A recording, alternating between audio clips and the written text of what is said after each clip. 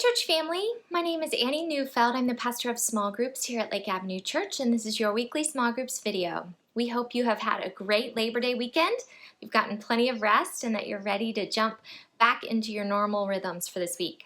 Well, this past weekend we got to hear from Pastor Mathew John, who preached on Numbers 9, verses 17 through 22, and this is a beautiful story of God leading his people through the desert. The text tells us that God appeared to the Israelites in the form of a cloud that would hover over the tabernacle, which was their tent of worship.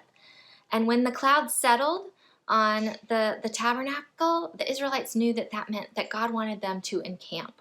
And when the cloud lifted from the tabernacle, the Israelites would set out and they would follow the cloud wherever it went. And so the Israelites engaged in this rhythm of setting out and encamping, and setting out and encamping, all based on the movements of this cloud, which they knew was God's guidance for them.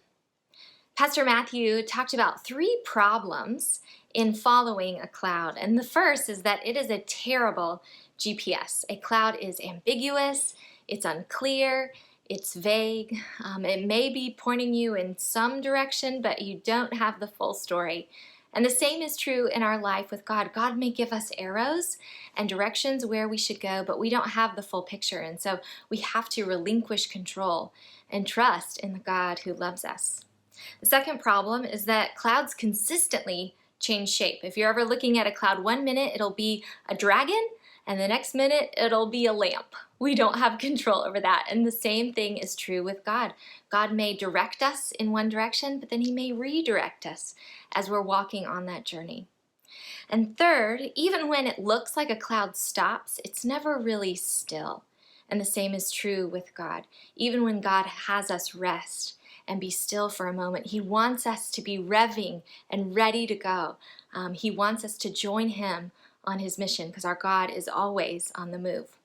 So when we follow the cloud, when we follow God, it's going to be ambiguous. We need to be flexible and we need to be ready. For our question this week, I wanted to invite us to talk about how we hear from the Lord. We don't have a cloud, but God still guides us. God still directs us where he wants us to go. So our question for this week is, how do you hear the Lord's command and direction for your life? How do you know it's God's voice and not some voice in your head? How do you discern where God is directing you to go? I know for me, often that happens in community as people pray with me and for me as we listen to what the Lord is saying together on our journey. Now, if you don't have a group like that, if you don't have a group that feels like home, that feels like family, we would love to help you find one. You can email me at annienn@lakeav.org or call me at 626-817-4876, and we can connect you to a small community, a small group, a place that feels like home.